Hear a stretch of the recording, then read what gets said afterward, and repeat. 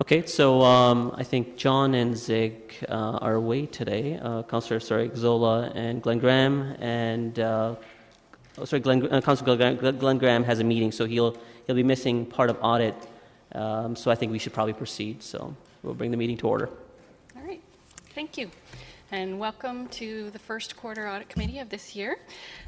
We've got two items on the agenda today. The first will just be our year in review report, and the second will be the regular quarterly audit status report. So the first item is the year in review, which is found in FCS 14-019 in your report. Now, similar to previous years, the purpose of this report is just to get back to you on how many of the 2013 internal audit work plan items were completed compared to the approved work plan. New this year, I'm also going to provide a summary of the work completed within the departments to the Integrated Service Review Work Plan. In addition, I'm also going to be providing you brief summaries of the reviews that were completed by the departments. These are ones that I was not involved in, and therefore you wouldn't have seen them come forward during my quarterly audit status reports. If you recall back to when we created the Integrated Service Review Work Plan, we committed to report back to you on the work completed on an annual basis. During 2013, all of our resources were working at full capacity, and that includes not only myself, but also the departmental resources as well. We accomplished a lot, but were unable to complete every item in the work plan for three main reasons. First, there were a few items and reviews from 2012 that were carried into 2013 and took up a considerable amount of time. Second, as always, there were some unplanned reviews which were required, including 3 confidential investigations and additional implementation work related to the Operations Division review. And third, sometimes our departmental priorities took precedence over the service review work. So all of these factors led to several of the service reviews being deferred to future years. This next slide shows a summary of just the internal audit work plan compared to the work completed. So I was able to complete 4 of the 7 planned items, as well as finishing the work on the Operations Division review and the Emergency Plan review, which were carried over from 2012. As mentioned, I also carried out 3 confidential investigations. With regards to the hiring transparency follow-up audit, this was deferred because the division was still in the midst of implementing process improvements, and it just didn't make sense to do a process review at that time until they were complete. If all goes as planned, I should be able to resume that review by the fall of this year. The stormwater utility and the sanitary sewer utility compliance reviews were tied into larger process reviews and involved the INS departmental resources.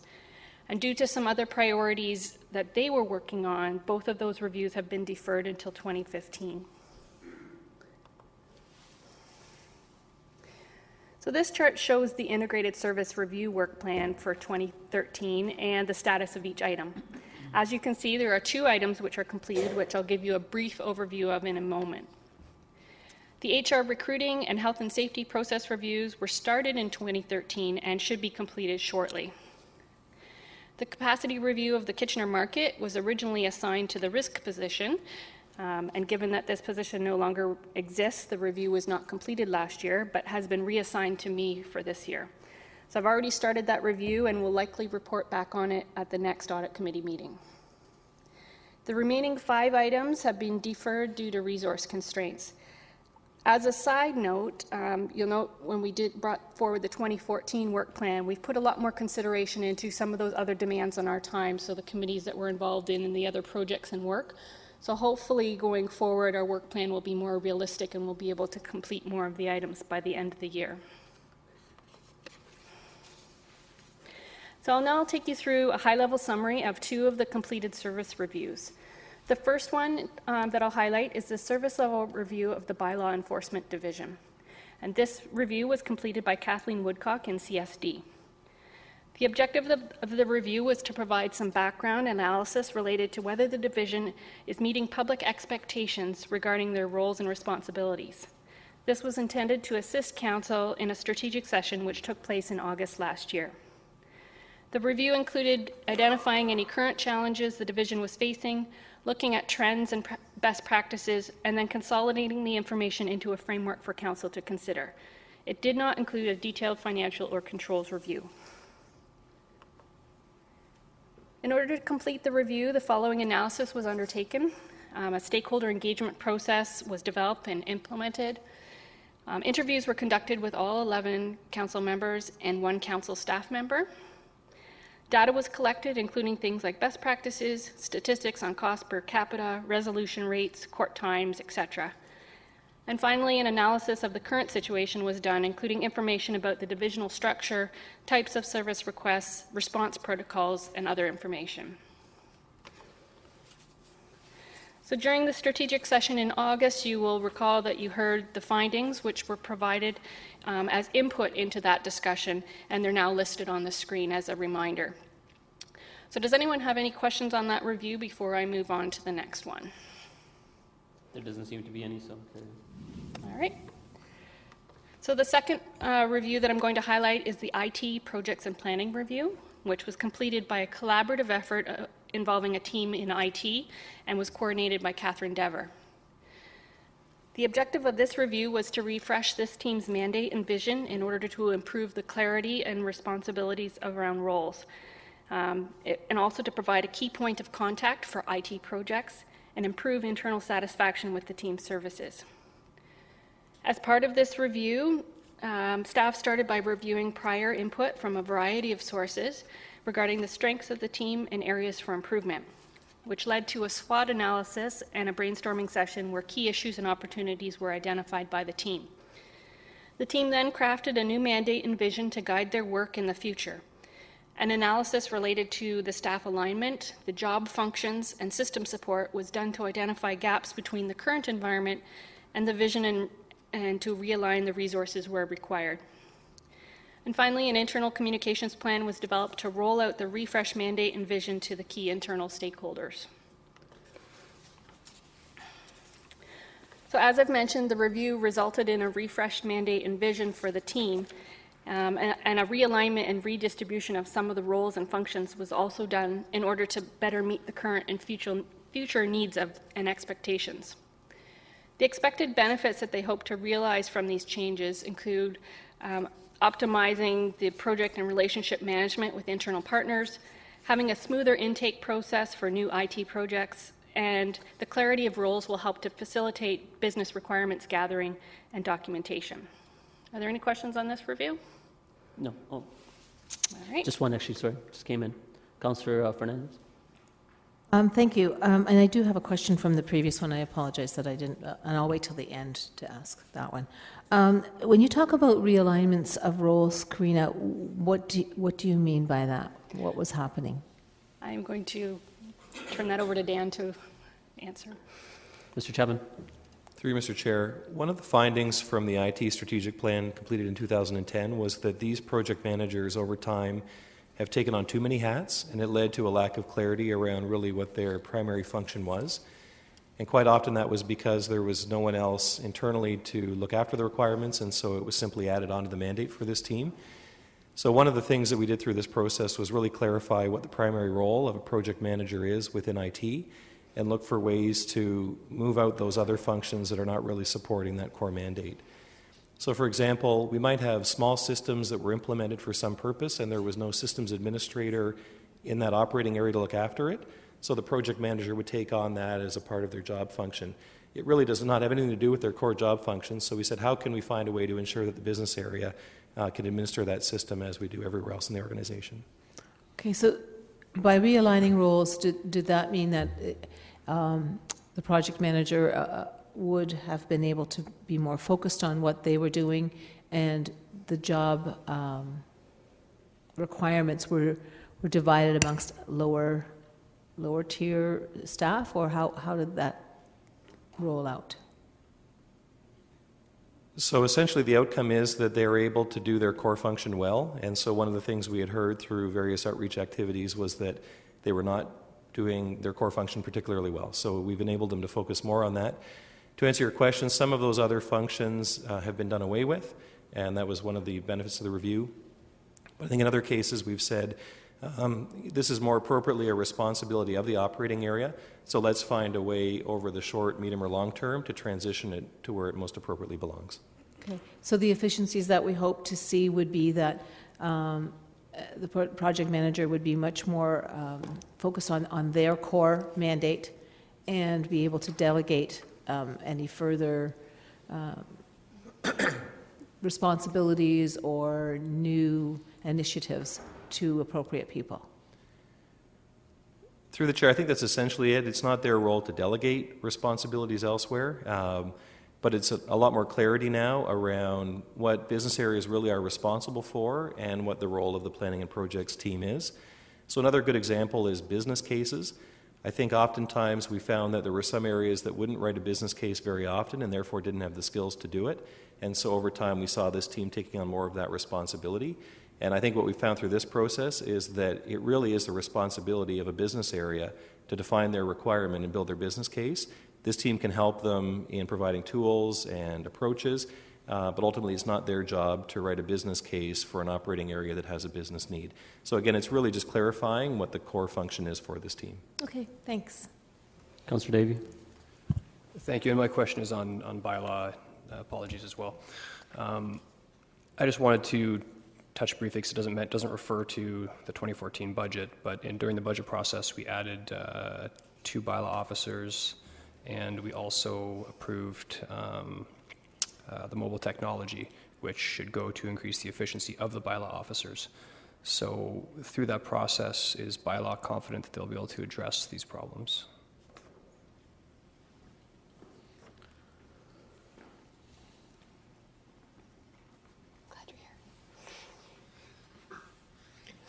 Through you, Mr. Chairman, the simple answer is yes. We built a proposal as part of the 2014 budget with those 2 objectives in mind, to focus on a clear 24/7 schedule as well as reducing response times.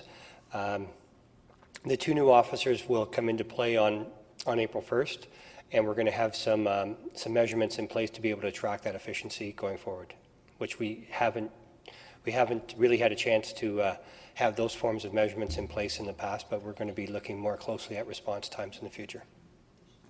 Okay, thank you. And with respect to the mobile technology, it's probably too early to say, and I don't see Mr. Murray here, but do you know if that's going to be, if bylaw is going to be one of the first focuses of the mobile tech initiative? Mr. Chapman. Through the chair, that is yet to be determined. As you'll recall, there was quite a large list of priorities, so part of the work in 2014 will be to define where those greatest needs and opportunities are. Okay, thank you.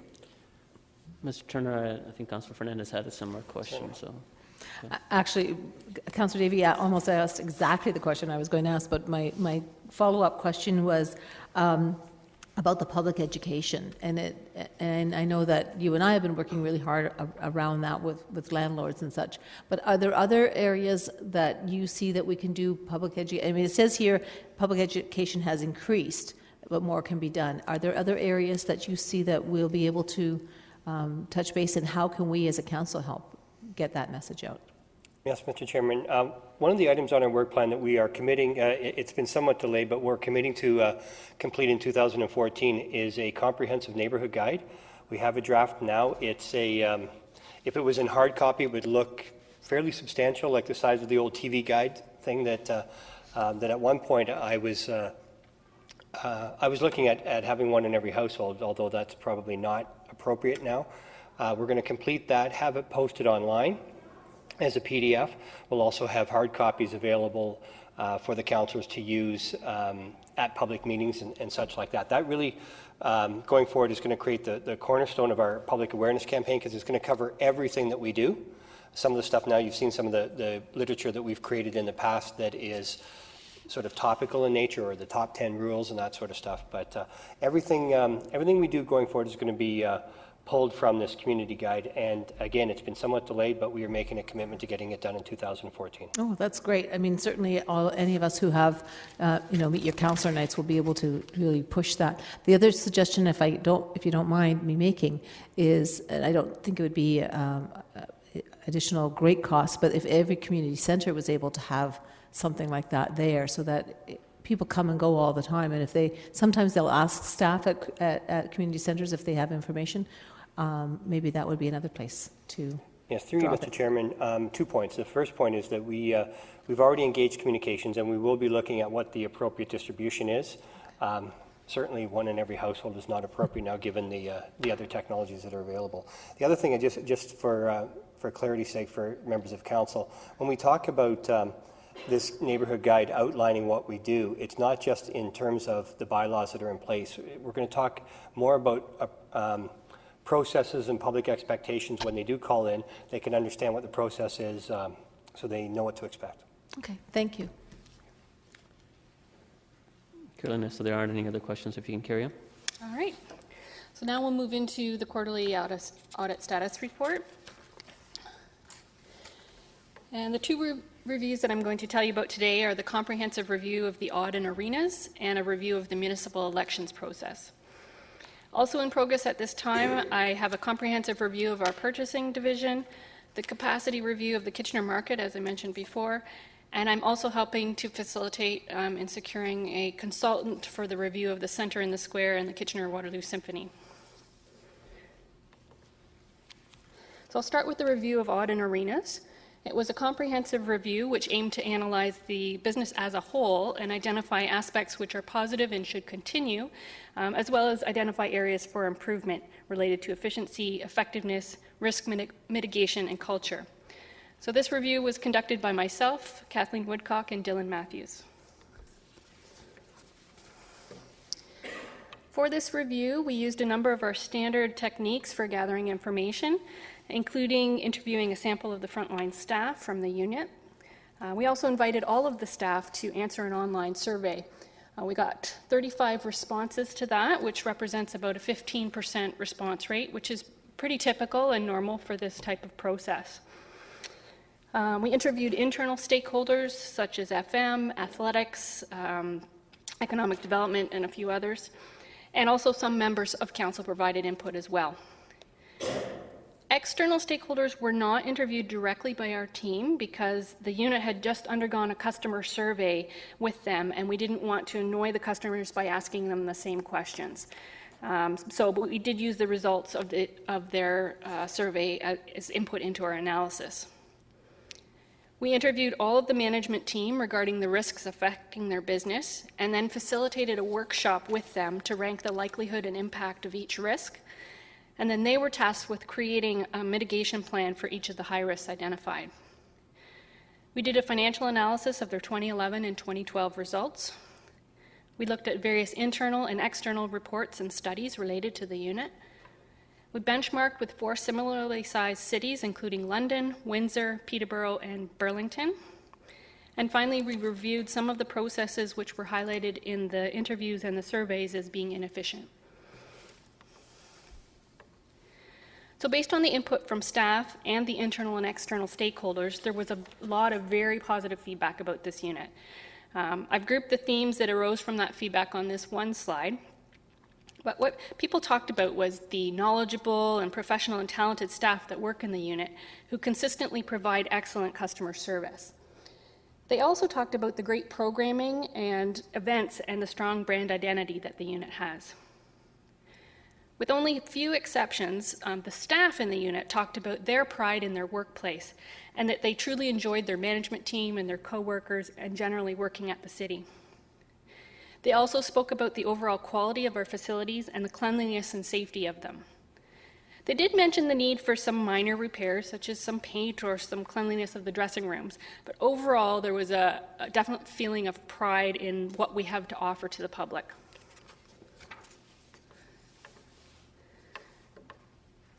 So I will state up front that although there were many recommendations within my report, they were all minor in nature and they focus on small improvements. So I'll take you through some of those main findings over the next few slides. So first, given that the arenas is a seasonal business, there's annual turnover of staff and a need for training at the beginning of each ice season. We are recommending that standard operating procedures be documented for each position to streamline that process and make backfilling for absences easier as well. In addition, they should consider an online training course which could be taken prior to the starting of the season to ensure that staff hit the ground running. And I've been informed that both of these initiatives are already underway, which is great. Second, we asked staff how their unit and individual performance was measured, and we had answers that were very inconsistent across the unit. Therefore, we are recommending that management reinforce the unit and individual goals with their staff and ensure that staff know how performance will be measured. Having a consistent understanding of what the end goal is and what success looks like will ensure that everyone's pulling in the same direction and that the objectives are met. Third, there are multiple staff who are eligible for retirement in the next few years, several of whom are in what's called the B operator position, which is a legislated position, and it's very difficult to fill due to the required certification. So we are recommending that the unit engage their HR associate to help them proactively plan for these retirements, including training and recruiting in-house for the B operator positions.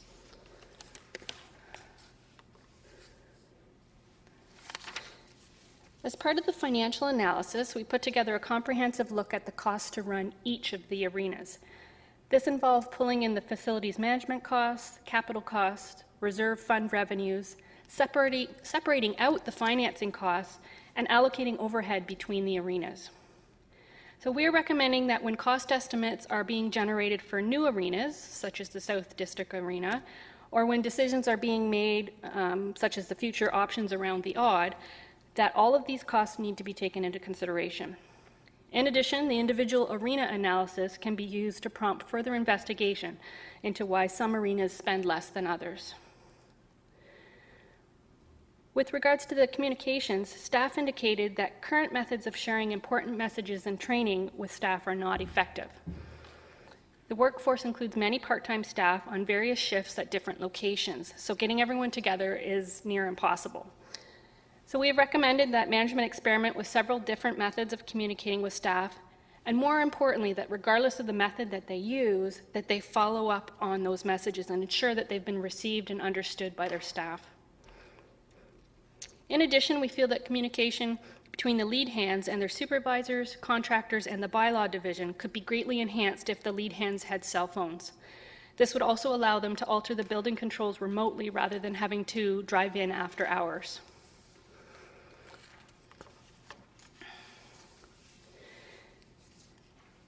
This next area for improvement is actually just an observation and something for council and senior staff to consider in the future.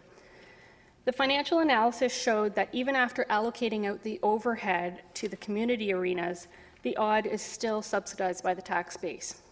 This is not surprising given that the Aud is a provider of both entertainment, spectator-type events, as well as providing traditional recreation and programming, such as similar to the community arenas. However, many of the internal stakeholders felt that the Dom Cordillo Arena should be a revenue-generating business rather than a drain on taxes. So when the future of the Dom Cordillo Arena is discussed, it will be important for staff and council to review all of the costs and revenues associated with operating a spectator venue and consider alternate sites, facility design, and other operating models as well, and whether the city should be in the business of providing a spectator venue.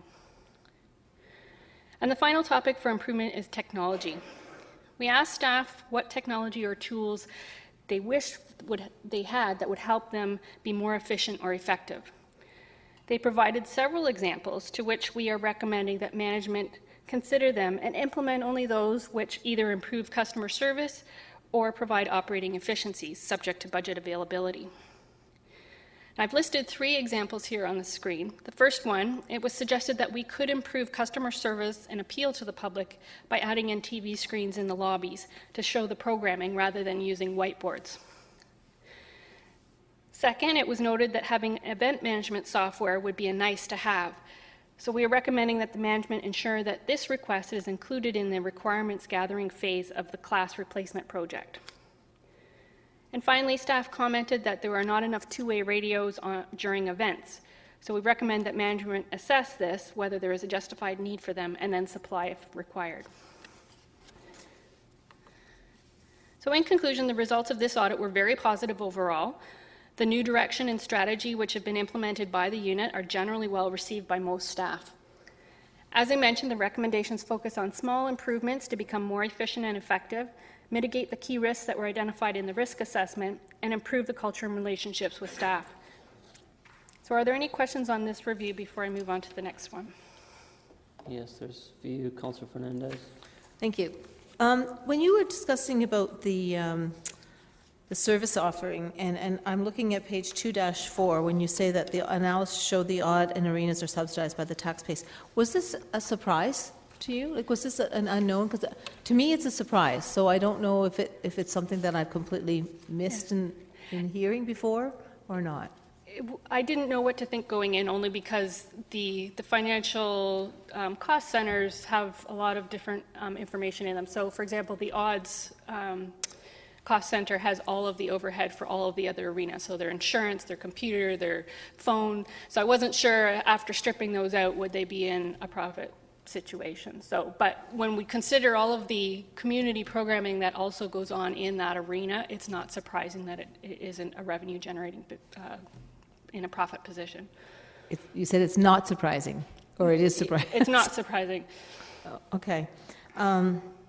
Because I agree. I think that it should be on its own. I mean, there's enough going on there to me, to my naked eye, that you would think, especially with the Rangers being there, that we would have enough spin-off. The other question that I had was related to the recommendations, the areas for improvement. I can see, I can understand TV screens. I mean, certainly, where there's a proliferation of TV screens almost everywhere we go now. Is this an effort to reduce the time that staff would be spending on, if there's a whiteboard and they're writing all the programming on there, that it would just be sort of a running, like a newsreel kind of thing? Is that your thought? Could potentially have those efficiencies. I think the comments that were coming from staff were more to bring us into the digital age, and that when we look at our competitors, for example, in Waterloo, that's what you see when you go in their main arena, is that you've got all the programming there, whereas we have a whiteboard that we're handwriting on. So right. Just to make it look more professional. And I can see where that could be problematic over time as well. This event management software, I don't know, are you able to give us a bit more clarification on what that exactly is, or what does it entail? I don't know what it entails, but I know that there's a lot of work that goes into planning and organizing and staffing for any of the events that they have, particularly in the Odd, but certainly in some of the community arenas as well, in terms of staffing and equipment and setup. So they said that there are software packages available out there, and it would make things a lot smoother and more efficient. Now there has been talk that this could be a module that could be purchased as part of the class upgrade, so it's something that I'm not necessarily recommending that we absolutely have to have, but I think it needs to be included in the requirements gathering phase so that it is looked at as part of that project. Okay. Sorry, when I'm looking at your conclusions on 2-4, you said that overall it was very positive, and there were a lot of good things that came out of your discussions with staff. But when I read the conclusions, it actually looks a bit more concerning. Is there something, especially the subsidizing by the tax base? I think that there would be. Is your question on the next item? Nope, it's still on the same item. 2-4 is talking about the Odd. Is there initiatives, or is there a way that we can start reducing that dependency on the tax base? I believe that they've already made a number of strides towards that, as they're looking at things like energy efficiencies and different ways of operating in their budget. I know that they have, when I looked at even 2011 compared to 2012, that they were improving in a lot of areas. So I think that that's an ongoing goal for them. Mm-hmm. Do you see that there is a time frame in which that should be achieved? I hand it over to Kim. I saw Kim moving around. I knew that she was ready to come down.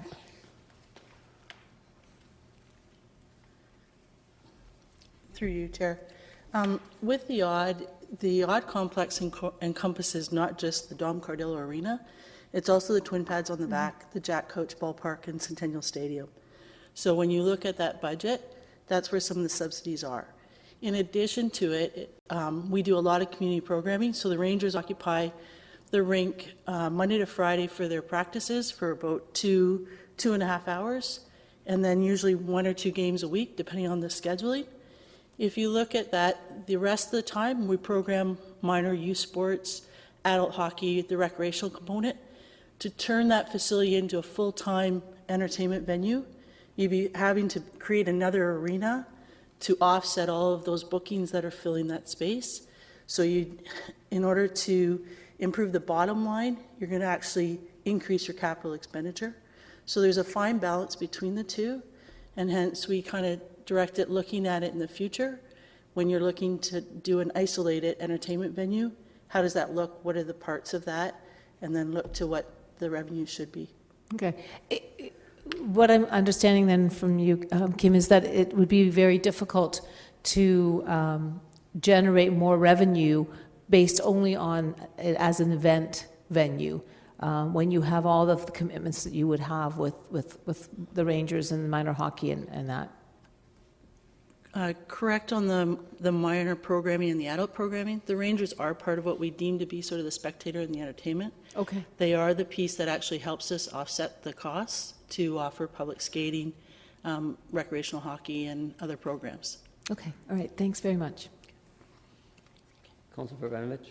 Thanks very much, Kim. Just before you go, I guess just on that last question, and just building on it, because I think it sort of starts speaking to it.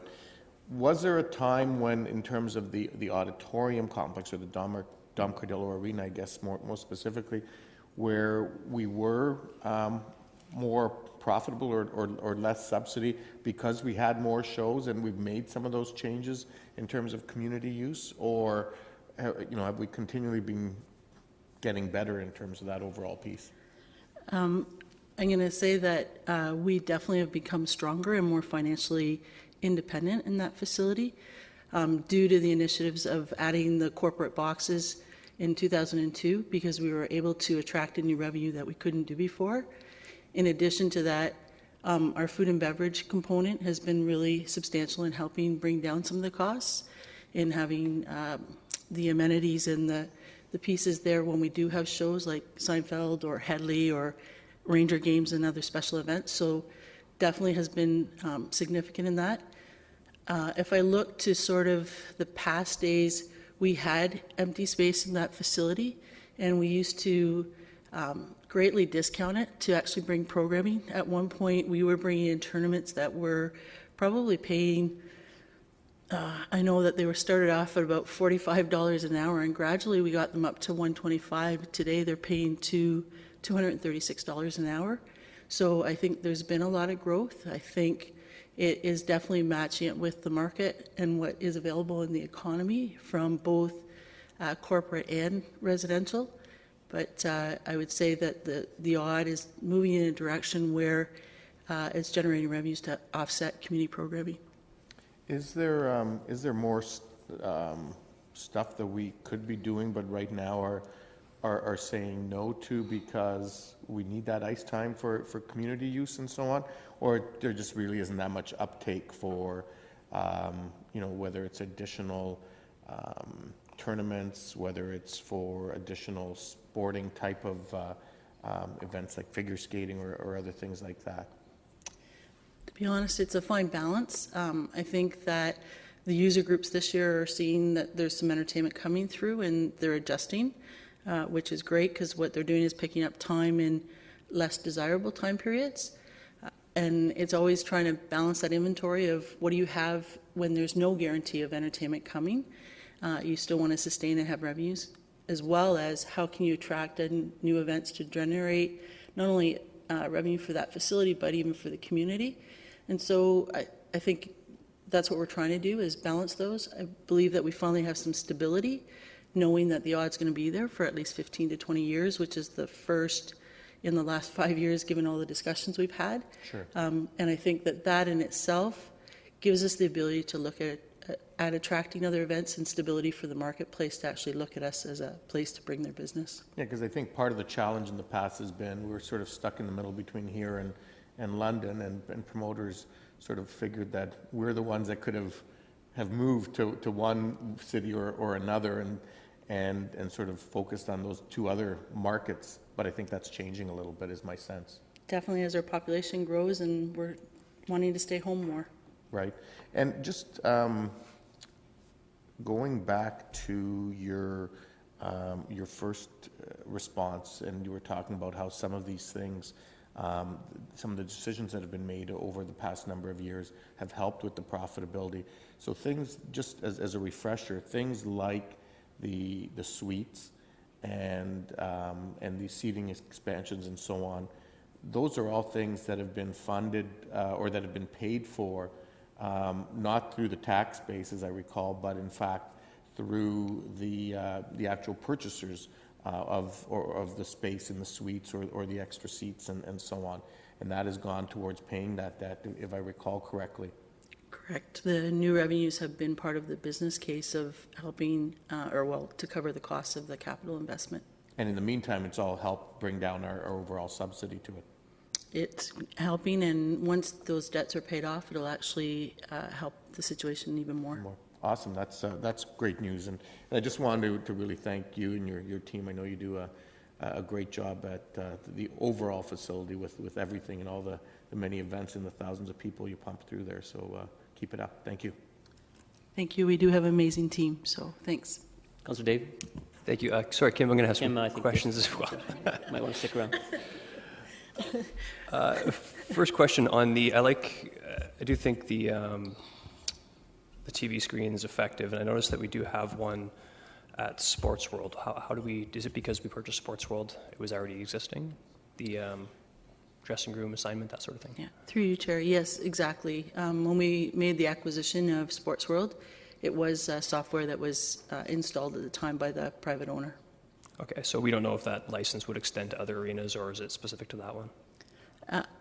As part of sort of the ongoing investigation of what unit and software we're going to be using for scheduling, will help link future kind of technology to tie in. But we're in the transition of trying to figure out if class is going to be sustained, and what, if not, what will it look like. So a lot of those decisions will be part of that next acquisition. Okay. On the technology front, I was looking across at from the service offerings, and the one thing that I didn't see there was open Wi-Fi. Is there any interest? Have you heard of any interest in that for arenas? Through you, Chair. Wi-Fi is definitely a project that Paul and his team have been working on. In some of the community arenas where the area and the scope of it is much more manageable, they've had some success. The auditorium itself, given the size and the complexities of the facility and the concrete, is quite an extensive investment, and so they're still looking for creative ways. Okay. Something I actually spoke or emailed with Paul with before, but a bit of a pet peeve of mine is my anecdotal evidence of unbooked hours at arenas. It seems like I often see ice sitting empty, or at very bookable times, oftentimes in the middle of the day. Can you comment as to, I guess I see it as a lost revenue opportunity, because either it wasn't booked, and I'm wondering if we can do something to discount it at the last minute, that sort of thing. Or is it, like, what's the barrier there, or am I just do I happen to be in the arena at the exact wrong time? Through you, Chair. There's a number of variables that actually play into that. So something as simple as recently the school programs that were offered during the day, a number of the schools are having to deal with Ministry of Labour regulations around head safety aware and some other pieces. So they've canceled and pulled some of their programs until they can get a better understanding and have some controls in place. It can be things like it may have been booked out for some of the teams to do practices, and they either had a late game the night before or had a win, and the coach decides to allow for the team to actually have a break, and then they maybe don't utilize it. There are some time periods that definitely during kind of weekday that we can still look to some programming, but it needs to be a balance as well to ensure that we have time to do the ice maintenance and some of the other behind the scenes types of work. So what we've tried to do is consolidate the facilities so that there's a rotating ability for staff either to attend training or to participate in their ice maintenance while maximizing another facility. So if you happen to be at the facility that either is got staff off on training or potentially doing ice maintenance, it may be quieter than one of the other facilities that's more booked. Okay, so generally speaking then, for evenings and weekends, our arenas are, if there's no one on the ice, we're getting revenue for it anyway. Is that? Correct. Okay. All that ice is booked, and whether somebody's on it or not, it's I think Mr. May may want to add a little extra, so go ahead. Yeah, through you, Mr. Chair. There's been a lot of questions about potential revenue generation from the Audit arenas, and I think Councillor Davies' question really does hit home a point that I'd like to make. I think the greatest strength we have with the auditorium is that under Mr. Picard's leadership, we are really starting to see business processes put into place and a culture developed where they are very active in looking at these kinds of things and putting revenue generation as a top priority. And so I know that they've already done work to use text messages and Facebook to get those kinds of last-minute availability out to the public. So it's not one or two things that you can put your finger on and say, this is going to generate us more revenue. It really is the culture and the business that's being built there that I think is the most exciting opportunity for us. Okay, very good. And I just offer a brief comment as well. I've probably spent half my life in arenas around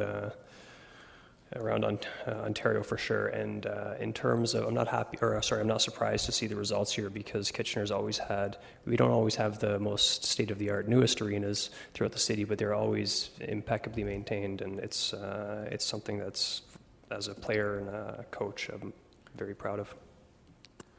Good. There's just no other questions. I had a few. Speaking to the subsidy of the odd, and looking out into the future of it being a self-sustainable model. Currently, if we negate the twin pads, obviously they're for more community programming alone, just the Rangers, where they play, so the major portion of the odd. What component of that would be subsidized as a percentage, would you say? Would you have that offhand, or? I would say that that's probably something we need to do a little bit more delving into now that we're starting to understand what systems are tied to which components within the building.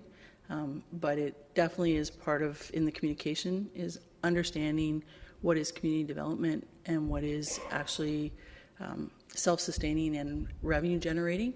Because even when we look at an event like an under 16, when we bring in those women's or the men's events, a lot of times what they are is the significant impact is for the community, for the hotel stays. It's also about growing the sports. So after we had a women's event here, we saw the registration climb by 30% in women's hockey for our minor sports. So there's a community component with each of those events. If I even look at in 2013, the team did an event with special ice hockey, which was an international event, which had some great coverage, but from a revenue generation was lower and more community gauged. And those are still things that are going to go on in a large venue like that. Okay, that's good. And as an overall perspective, you've talked of how that's changed over the last number of years. Obviously, changes to and improvements to the facility. So when we're looking at this metric, perhaps looking at where we were and where we are now, it's a good perspective to have it as well. The other question I had was for some of the areas for improvement. One suggestion was for cell phone for all leads. Ms. Tasker, so is that more for whoever would be appropriate to answer, for remote access, or would that be for communication purposes as well? Like, what's the primary purpose of it? It depends on the role. Some of the lead hands, it will be for communication. So, for example, the ones that are out in the parking, doing the parking during events, for example, being able to contact bylaw directly rather than having to go into the building when there's issues with parking and whatnot. Some of the other ones, it will be the ones that are with the building controls when they're off-site, not having to drive in. They could do it from home. It will save a lot of time on their part. Okay. Well, the reason why I ask is obviously we're looking at a larger remote access strategy. So I'm wondering, is cell phones or tablets, what's a better usage of it? So you pointed out cell phones, so that's why I was more inquisitive. Is it dual purpose because they do need to have a communication aspect of it, or could alternative advice be more appropriate? But I think that's a larger discussion to be had later. Yeah, I think it depends on the role. Okay. One last question would be, some of the suggestions that are in the paper, obviously they have a financial impact as well. Some of that is already in the budget, or would that have to come back to council for us to be able to have to make a decision on? The management team has 3 months to come back to me with their response to the audit in terms of how they're going to address each of the recommendations, and within that report they can tell us whether it's within budget, if there's a partnership or anything that they can do to come up with funding. If it's not, then it would certainly come through the budget process. Okay, thank you. All right, carry on. All right. All right, so the final topic today is the municipal elections review. The objective of this review was simply to determine if sufficient attention was being placed on continuous improvement for the elections preparation process. So this is all the behind-the-scenes stuff running up to the day of the election. This was a smaller review, and it was done by myself and Catherine Dever, and it involved meeting with all the members of the Elections Committee to get their feedback on areas for improvement from the 2010 election and what is being done for the election this time around to improve the process. So what we found was that staff are very committed to continuous improvement. The preparation process began in June of 2013, and already the team has made many significant changes to the process to save time, money, and generally be more and better organized. Based on all of the feedback we received through the interview process, we came to the conclusion that sufficient attention has been placed on improvement initiatives. For example, the team reviewed all of the complaints from the 2010 election and have worked to address each one. So we feel that the process is in control and very well organized going into this election. So for your information, I've included a few highlights of some of those improvements that the team has made. First, one of the keys to success this time around seems to be a more formal governance process. The committee has created for the first time a vision statement, goals, and objectives, which are intended to guide all of the decisions and actions throughout the preparation process. So their vision is to efficiently facilitate an open, fair, and impartial process that encourages participation and inspires confidence in the 2014 municipal election. So next, the committee has reached out within the organization to forge some new partnerships and have moved to a philosophy that the election is a corporate initiative and not just owned by the Legislative Services Division. Some of the examples of these internal partnerships include, first of all, just getting early involvement from the partner groups so that they're a part of the entire process from start to finish. They've enlisted the building inspectors to inspect all of the poll locations for AODA compliance rather than having the legislative services staff do that. They've enlisted the facilities management staff to deliver the election supplies to the poll locations rather than having staff transport them in their own personal vehicles. And due to the size of some of the equipment and the relative size of the cars, this was a bit of a problem last time.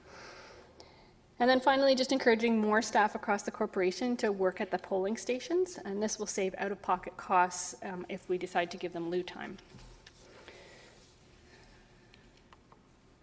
With regards to technology, we will be using the same tabulators as last time, since it is a proven system which stood up to the scrutiny of the challenge and recount. So this will mean less training for staff since they will be familiar with the system. We have purchased new election management software which will facilitate the electronic voter strike-off at the polls. So this means that if voters bring their election voter card with them, the barcode can be scanned rather than having to cross off their name on the voter list, which will reduce their wait time. The software will also add efficiencies in the information management and the staff scheduling components of the process. There will be ballots on demand at the advance polls, meaning that the ballots for any ward can be printed as required rather than having to stock ballots for every ward at each advance poll. So this will save time, money, and paper. And then similar to last election, the results will be available as a live tally in the council chambers to facilitate openness and transparency of the process. And this last slide of highlights is related to voter locations. So this time, more thought has been given to the population concentrations and access to major highways when choosing the advance poll locations. So this will allow citizens to vote at any location near their home, place of work, or along their daily commuting route. Due to the low turnout in previous years at the advanced polls in apartment buildings, these have been discontinued this time, which will save costs and require less equipment. In the past, many smaller locations such as churches have been used as polling stations. This time, larger locations such as high schools have been secured, which will provide more parking, and they also do not cost the city anything. This has allowed us to decrease the number of polls from 65 to 56, and we do not have to pay for any of them this time. So that concludes this review and my presentation overall. Are there any questions on that or anything else that I've presented today? Yes, there's some. Councillor Etherington. Yeah, through you, Mr. Chair, a couple of questions in relation to the elections portion. I wanted to ask about, first of all, the changed location of polls in the last election. So we had people who traditionally voted in a certain location, but then it was moved and they were very unhappy with that. In my particular ward, there was a change involving voters who had to go down to the School of Pharmacy, which was quite a distance from the upper part of Cherry Park up near the Waterloo boundary, instead of going to their traditional poll, and they were not very happy with that. I just wanted to make sure we were aware that when we move these polls, they do have some consequence on the voters. And so I wanted to ask if more of that is going to be happening in the coming election.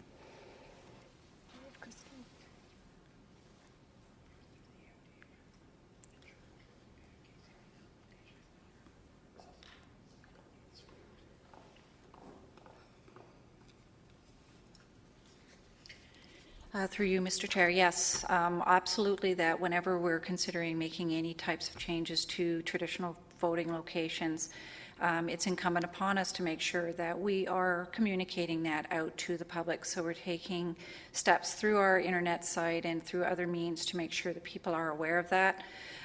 First and foremost, of course, is that we're having to make sure that any polling location that we are utilizing is AODA compliant. So that was one of the impetuses behind some of the changes the last time around, and may also require us to make some changes this time around. But we are aware of that, and we'll be making sure that that information is communicated out to the public. Yeah, one of the other things mentioned there by a few voters was a lack of signage at the School of Pharmacy, which was unfamiliar to them anyway. I have no way of knowing if that is correct, but that was one point made there. Were you aware of that? Or? We're absolutely, any complaint that was made to us via the 2010 election process is being considered by staff, and obviously we want to make sure that our voters are able to reach their voting locations in the most accessible and easy fashion. So anything that will aid our voters in being able to do so is certainly under consideration, and that would include signage. Okay. A few other questions while you're there. Do we have control over voters lists and incomplete voters lists? The voters list is produced to us through MPAC, but that has always been something that we're looking to improve upon.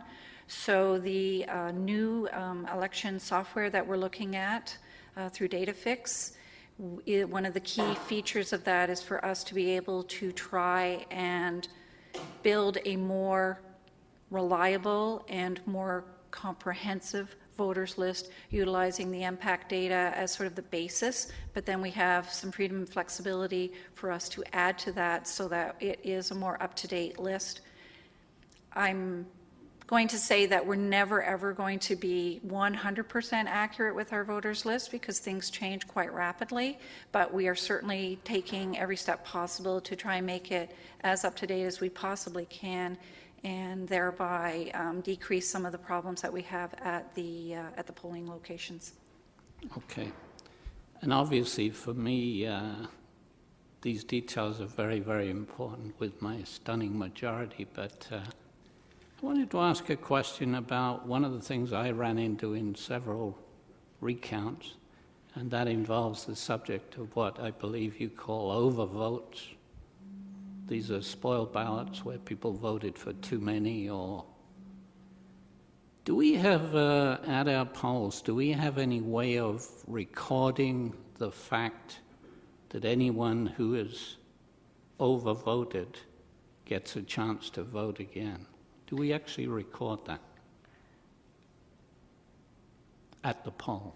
The managing DROs, the machine is calibrated to reject certain types of ballots. Correct. And the MRDOs, managing DROs, are trained to offer the voter the option to recast their ballot if they choose.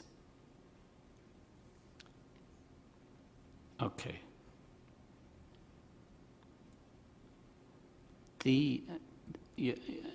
Part of this report shows that we're discontinuing advanced polls at apartment buildings, some apartment buildings. Can you tell me why that is?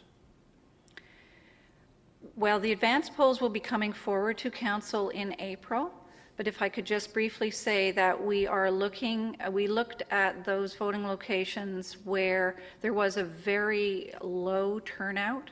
And in one case, for one apartment building, we only had one person come out to vote. So trying to be cost-effective and efficient is part of what we're doing, and balancing that out with giving voters the opportunity to vote. So we believe that the placement of our advanced polling locations offers voters a very good opportunity to vote, but that will be coming forward in a report to Council in April. So I don't want to give it all away at this point. Okay. No, I just hope that there's some move to actually increasing the number of advanced polls. But there was a situation again in my ward where, and again, I don't know how accurate this is, where there's a poll in one apartment building, and the apartment building right next door are not allowed to vote at that poll. Is that possible? Like two buildings that would be about 100 yards apart. I can't comment on that specific case because I'm afraid I'm not familiar with it, but I will say that we direct people to the polling location that's most appropriate for them, and we provide that information on the website. So when I bring my report forward in April with respect to the advanced polls, I'll be sure to include for you the criteria and the thought process that went behind the selection process for those advanced polls, so that Council is aware and understands what our mindset was with respect to that. I will say that at all times we are looking for making sure that voters have the best ability to be able to vote, so we're trying to make it as easy as possible. Right. And just briefly to return to my earlier question. Councillor Ellington passed the 5 minutes a while back, but if you could please summarize. Just quickly on that spoiled ballot, the overvotes, right at the voting machine. I understand that it's returned to the voter and he's been told that there's been an overvote. Do we record that anyway?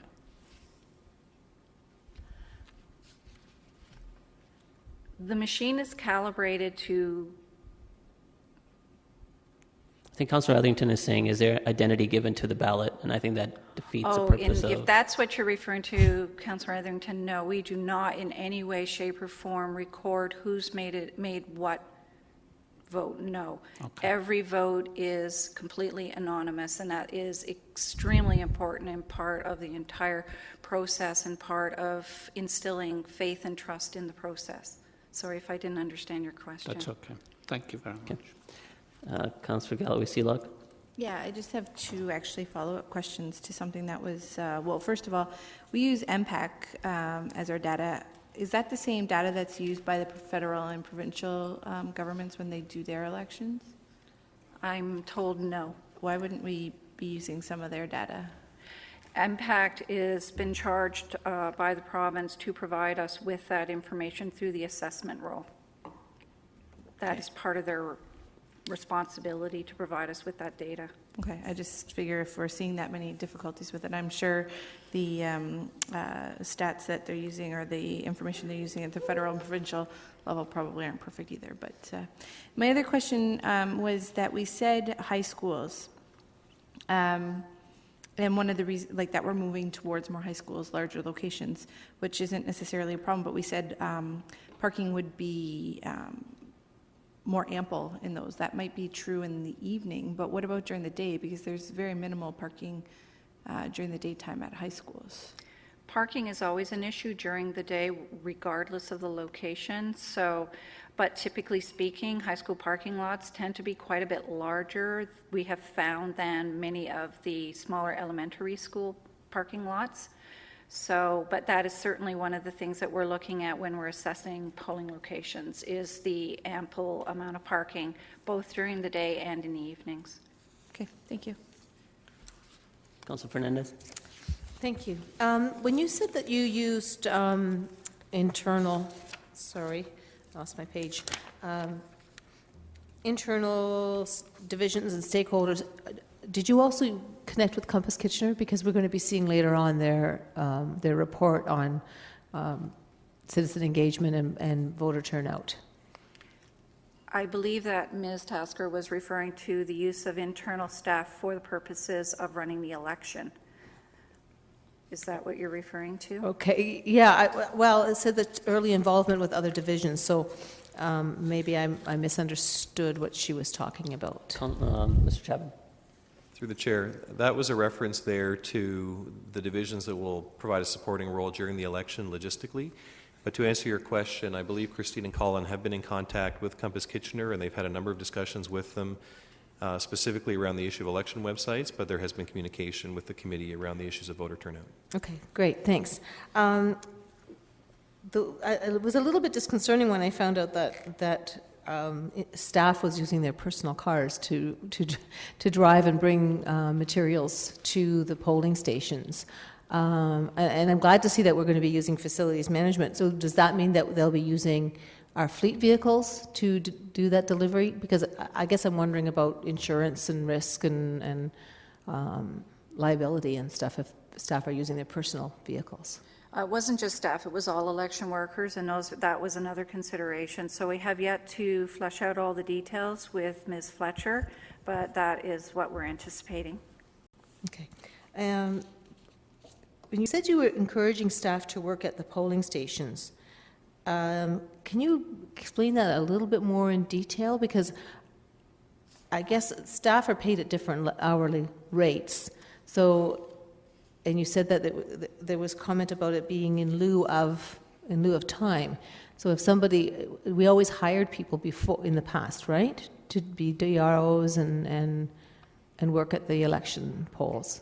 We will continue to hire election workers from the community as we've always done, but we've also like to provide an opportunity to city staff to work, particularly in the role of managing DROs, because we have found that we've had a greater success with the running of the polling locations when staff have been in that managing DRO role. So that is something that we're hoping to increase, but we are encouraging staff to participate in a variety of different positions, both during the election day and on election night as well, to become involved with the election process and also to facilitate us with good employees and good staffing for those particular roles. I guess my concern would be around the wording you used about managing election staff. So if somebody is unfamiliar with managing people and they are working at, and I mean, it can be a very tense situation, right? If you've got a whole flush of people and your staff, elections hired staff are trying to deal with that, and a person who has not had any management experience is trying to manage these people, I could see a bit of a conflict arising between the people who are paid to work at the election and staff from the city. Maybe that there might be a feeling of interference or oversight that they may not understand. Is that going to be an education component, or how will you deal with that? That is certainly something that we take into account when we're assigning people for different roles and making sure that they are going to be able to do the work without any kind of problems and that we're not stressing them out either. So it certainly is a consideration that we take when we hire election workers, including our own staff. Okay, thank you. Councillor Varanich. Thanks, thanks very much, and thank you for the work that you've done on this. Just a couple questions, and I guess just on the apartment building issue. I mean, I know that's coming back in April. I guess the only thing I would ask that you consider in your process and in your deliberations is those traditionally tend to be some of the places where voter turnout is the lowest, and so it would concern me that we're not doing things to even only make it more challenging potentially to see voter turnout. So perhaps we can use those apartment buildings as ways of getting other people into their lobbies and so on, as opposed to dissuading those people potentially from voting. So I'll leave that for you to think about. I see the reference in the report to new software being used for electronic voter strike-off. Has there been consideration given already as to how that will impact the role that scrutineers from all the candidates play in the elections in terms of having access to that information and being able to see who's voted and who hasn't voted and so on, because that's normally part of the scrutineering process? We haven't fleshed out all the details, but certainly we'll have to take a look at how we would manage that process. So that's part and parcel of our whole entire election committee, is how we have these interlocking pieces coming together and how these interdependencies work. So we'll certainly be taking a look at all aspects of what the electronic voter strike-off will entail, Okay. and that would certainly be one of them. So there won't be anything done that will take away from the transparency that's been provided in the process in the past. If anything, it'll add to it. That's the assumption, I presume? That's how we see it, particularly seeing how it's going to make it more effective and efficient for the voter strike-off to take place. It will also dramatically reduce any types of errors with voter strike-off as well, which we think aids in a better facilitated process. Okay, great. Thank you so much for all the work that both you and our internal auditor's done on this. Councillor Davey. Thank you. I like what I see here. I think it's incrementally progressive. I just have one question. Could you, it wasn't in the, at least I didn't see it in the report, what was the budget for, or the approximate budget for the 2010 election, and has that changed significantly in anticipation of 2014? I should have brought those numbers with me. I don't have them off the top. Maybe Mr. Chapman does. Mr. Chapman.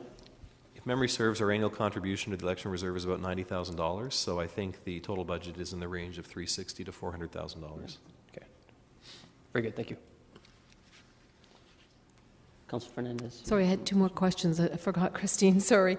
In consideration of all the different sites, I think I remember that it was not an option before, but commercial sites like Fairview Park Mall or Stanley Park Mall, are they not considered for a certain reason because they're quite accessible because transit goes to these locations, or is it something that we can look at in the future? Without naming any particular mall, I will say that we have not been able to gain access to certain locations. But more than that, what we're really looking at is making sure that we're trying to be as tight on our budget as we possibly can. So we are looking more to those locations where we do not have to pay to be there rather than paying. So where we have a site that is very accessible, AODA compliant, has all of the other requirements that we have, we're looking to those locations where we don't have to pay versus those that we would.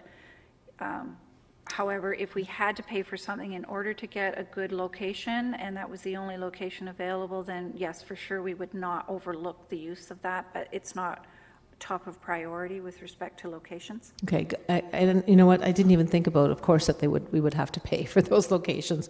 It's too bad. They should all just volunteer their space. We could really increase voter turnout that way, couldn't we? Shop and vote at the same time.